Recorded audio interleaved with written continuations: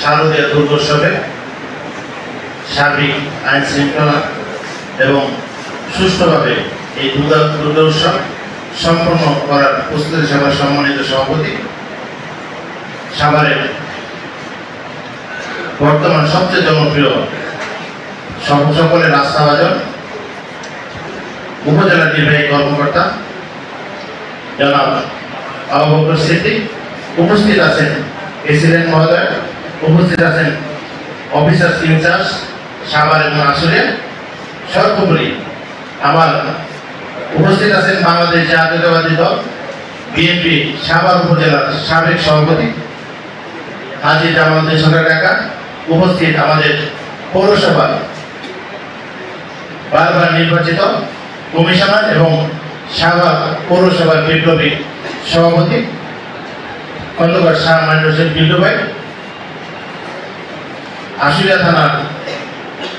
বিএনপির সহসভাপতি বাসের দেওয়ান ভাই, উপস্থিত বিভিন্ন রাজনৈতিক সংগঠনের জামাত, এনসিপি, গণ অধিকার পরিষদের সকল নেতৃবৃন্দ এবং আমার আজকের যে যাদেরকে নিয়ে আজকের অনুষ্ঠান বিভিন্ন মন্দিরের সভাপতি, সেক্রেটারিবৃন্দ এবং হিন্দু ধর্মাবলম্বী নেতৃবৃন্দ, আসসালামু আলাইকুম এবং হিন্দু ভাইদের জন্য আদাব। আপনারা জানেন এটা কিন্তু পরিষ্কার, আমার শ্রদ্ধেয় বড় ভাই উত্তম ভাই একটি কথা বলে গেছে, আমরা ছোটকাল থেকে আজ অব্দি সাভার আশুলিয়াতে এই দুর্গা উৎসবে কোনো বিশৃঙ্খলা হয়েছে এটা কিন্তু আমরা শুনিনি। আমরা সবসময়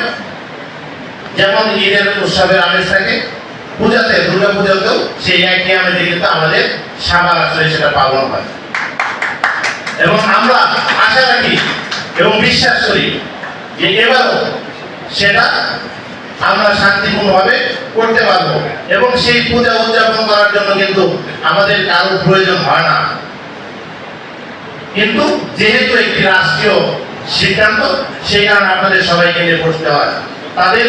যেটা আমাদের নিয়ম মহোদয় কিছু প্রশ্নের উত্তরে দিয়েছেন যে আপনারা কিছু বলে রাষ্ট্র দেখভাল করবে, এর ব্যাপারে তার কোনো সুনির্দিষ্ট বক্তব্য, জিরো টলারেন্স, কোনো দলীয় হোক বা অন্য কোনো হোক তাকে কোনো ছাড় দেওয়া হবে না। তাই আপনারা আমার নেতা জনাব তারেক রহমান এবং দেশটিতে এবং খালেদাদের জন্য দোয়া করবেন, আমরা যেন আপনাদের পাশে থেকে আপনাদের সেবা করে দিতে পারি। সবসময় আগেও ছিলাম, এখন আছি, ভবিষ্যতে থাকবো, এই আশা এবং প্রত্যাশা রেখে অগ্রিম